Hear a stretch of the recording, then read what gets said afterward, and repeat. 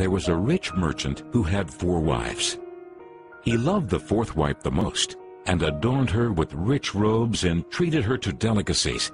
He took great care of her and gave her nothing but the best. He also loved the 3rd wife very much. He's very proud of her and always wanted to show off her to his friends.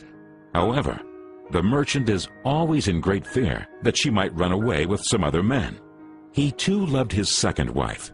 She is a very considerate person, always patient, and in fact is the merchant's confidant. Whenever the merchant faced some problems, he always turned to his 2nd wife, and she would always help him out and tide him through difficult times.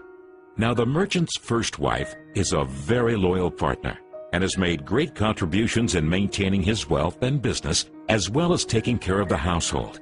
However, the merchant did not love the 1st wife, and although she loved him deeply, he hardly took notice of her. One day, the merchant fell ill.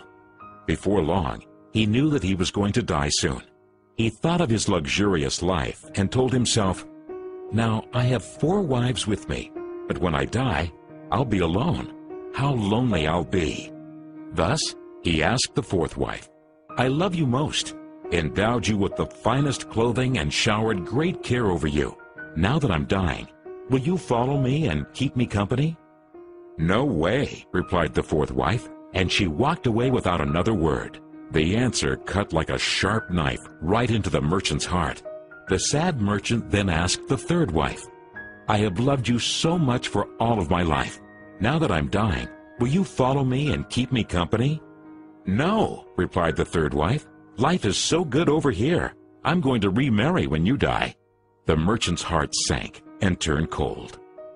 He then asked the 2nd wife, "I always turn to you for help, and you've always helped me out. Now I need your help again. When I die, will you follow me and keep me company?" "I'm sorry, I can't help you out this time," replied the 2nd wife. "At the very most, I can only send you to your grave."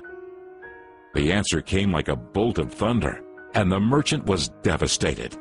Then a voice called out, "I'll leave with you. I'll follow you no matter where you go." The merchant looked up, and there was his 1st wife. She was so skinny, almost like she suffered from malnutrition.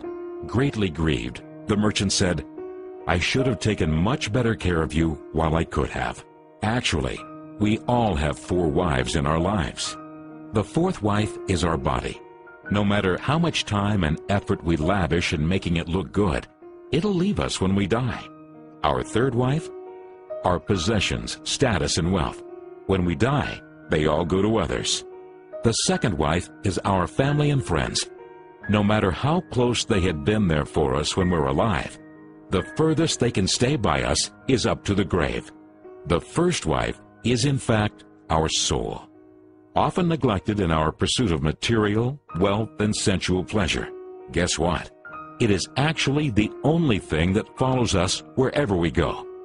Perhaps it's a good idea to cultivate and strengthen it now, rather than to wait until we're on our deathbed to lament.